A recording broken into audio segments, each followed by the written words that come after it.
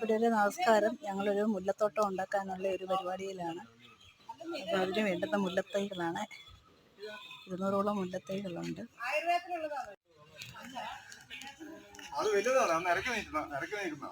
സ്ഥലങ്ങളിലൊക്കെയാണ് മുല്ല നടേണ്ടത്.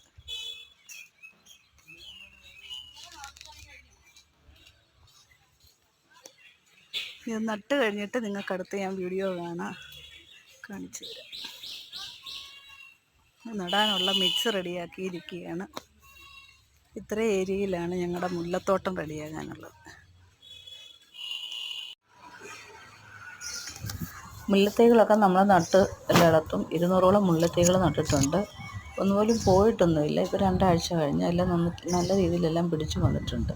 ഇനി ഇതിനടുത്ത വളവും കൊടുക്കണം. എന്തെങ്കിലും ഓർഗാനിക്കായിട്ടുള്ള ബൂസ്റ്റർ ഒന്ന് സ്പ്രേ ചെയ്യുകയും ചെയ്യണം.